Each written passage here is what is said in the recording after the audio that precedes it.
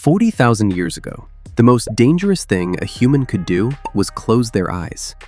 Not because sleep was rare, not because ancient people were restless all night, but because sleep turns the strongest hunter, the smartest tracker, and the fastest runner into a warm, breathing target on the ground. And yet, humans did something strange.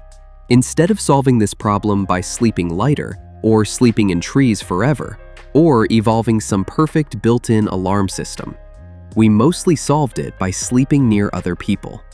A fire in the middle, children tucked close, older adults waking earlier, young adults stirring later, someone coughing, someone shifting, someone hearing the grass move before everyone else did.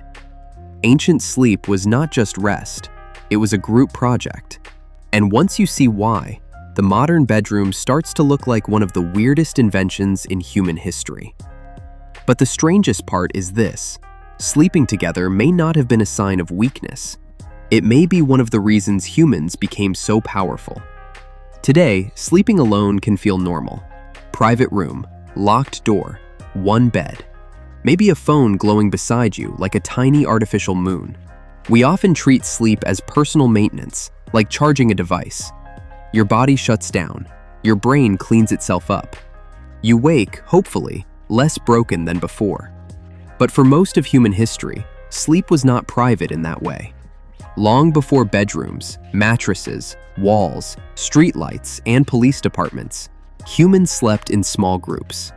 Families, bands, camps, temporary shelters, caves, open-air sites, and eventually, crowded houses.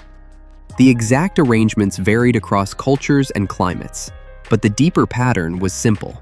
At night, people were usually near other people. That was not just because they enjoyed company. It was because the night had problems. Cold, predators, insects, strangers, fire, infants, illness, weather, and the ancient terror of waking up and realizing something had changed while you were unconscious. So the puzzle is not, why did ancient humans rarely sleep alone? The real puzzle is, how did an animal as vulnerable as a sleeping human ever afford to sleep deeply at all? To answer that, we have to start with the moment our ancestors came down from the trees, because that is where sleep became dangerous in a completely new way. Most great apes build sleeping nests. They climb, bend branches, make a platform, and spend the night above the ground. Height helps. It separates the sleeper from many threats below. Early human ancestors were also connected to that world, but over time, our lineage became more ground-based. We walked, we traveled, we carried food, we used tools. We gathered around places where fire, meat, water, and social life pulled us together. Sleeping on the ground created a trade. The ground was practical. It made group sleeping easier. It let humans gather around fire. It allowed children, tools, food, elders, and injured people to stay close. But the ground was also exposed. A human asleep on the ground cannot sprint, cannot reason, cannot negotiate, cannot throw a spear. During deep sleep, even the brain's awareness of the outside world drops dramatically. So if ancient humans were going to sleep on the ground, they needed a new kind of safety. Not just a hiding place, a system. And this is where the human group becomes more than a social circle. At night, the group becomes a living alarm network. One person's light sleep covers another person's deep sleep. One person wakes to feed a baby. Another wakes because the fire has dropped. Another wakes because they are older and their body naturally sleeps in a different rhythm. Nobody has to stay awake all night on purpose for the group to benefit. The protection emerges from the overlap. And here is where it gets stranger.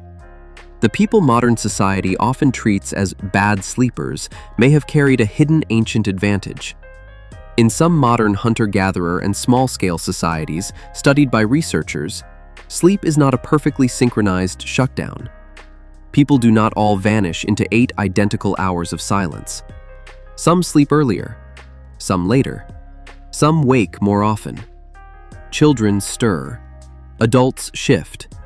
Older people may wake before dawn. Across a group, these differences mean there are many moments when at least one person is awake or close to awake. This idea is sometimes called a sentinel pattern. Not a guard standing with a spear all night, but a natural rotation created by age, biology, and social life. Imagine a camp after dark. The youngest adults stay awake a little later. Parents wake when infants move. Older adults may drift off earlier, but wake before everyone else. Someone hears a sound. Someone adds fuel. Someone checks the edge of the camp. No one has planned a schedule, but the camp is rarely completely offline. This matters because ancient danger did not need everyone awake. It only needed one person to notice first. One person hears a branch snap. One person smells smoke blowing the wrong way. One person feels rain beginning. One person sees the fire almost out. That tiny moment of awareness can wake the rest. So group sleep turned individual weakness into collective strength. But protection was only the first layer, because sleeping together also solved another problem that is easy to forget from inside a climate-controlled room. At night, the human body is a small furnace with a very expensive brain attached. Human babies are born helpless. They cannot run, hide, or cling as securely as many other young primates. They wake often. They need feeding, warmth, touch, and protection. A baby sleeping far away from adults in the ancient world would not just be lonely, it would be in danger. Close sleeping made childcare possible. It let adults respond quickly. It kept infants warm. It made night feeding easier. It let a child's distress become everyone's information. And warmth mattered for adults too. Before sealed houses and insulated blankets, body heat was a resource. Sharing space near other people helped conserve energy, especially in colder environments.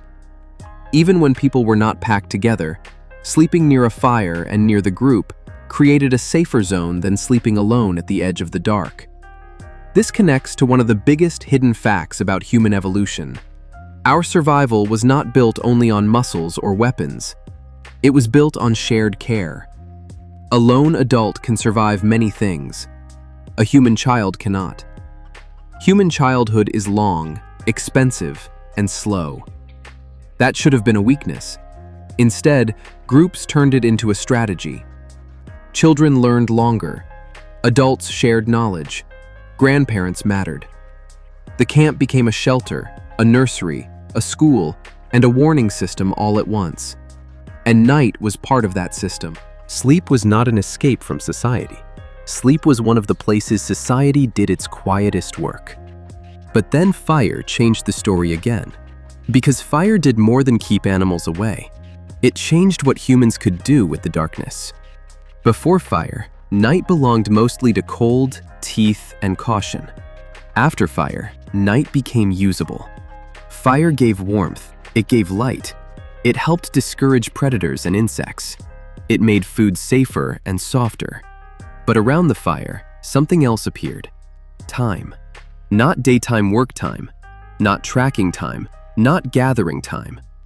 Story time, planning time, teaching time, watching other faces flicker in orange light time.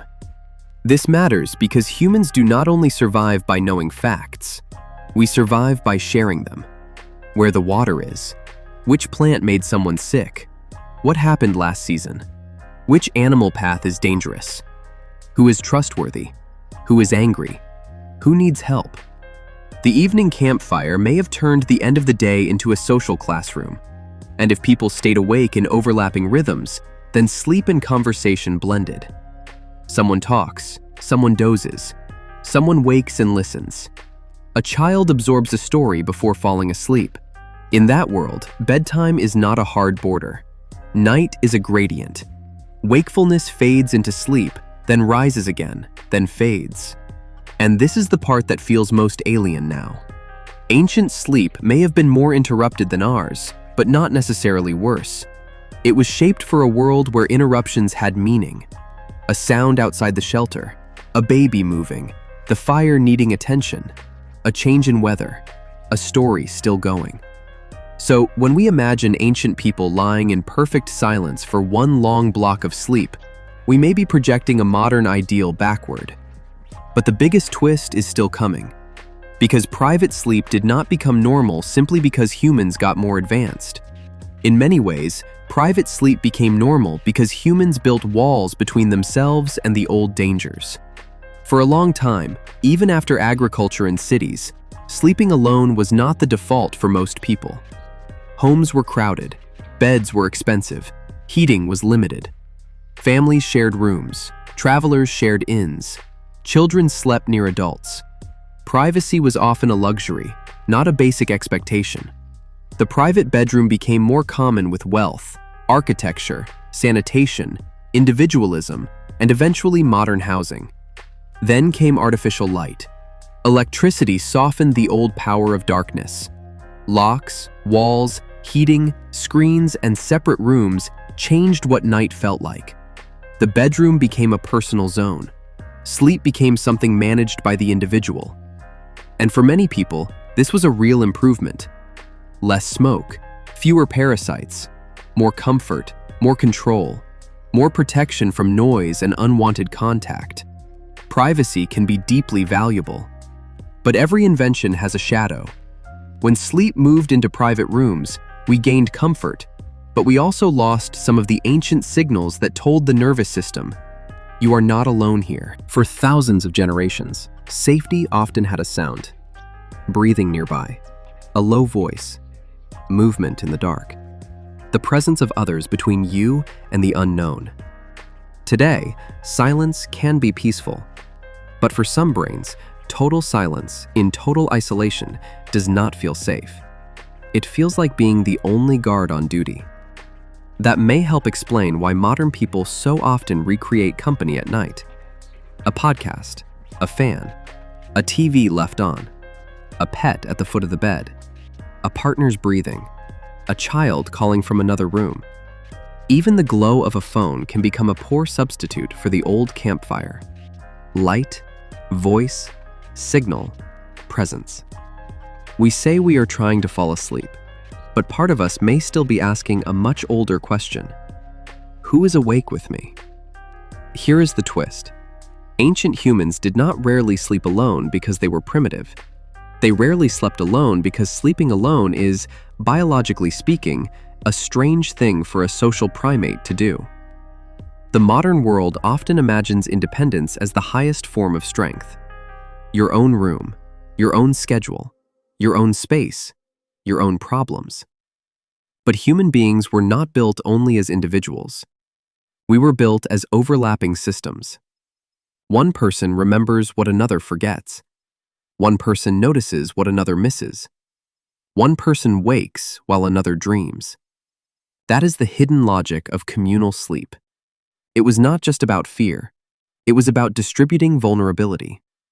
Every night, the group accepted a truth modern culture often tries to hide. No one is strong all the time. Sleep proves it. The warrior becomes helpless. The leader becomes unaware. The expert becomes silent. The adult becomes as still as a child. And instead of denying that weakness, ancient humans organized around it. They made vulnerability survivable by sharing it. So return to that ancient camp. The fire is low now.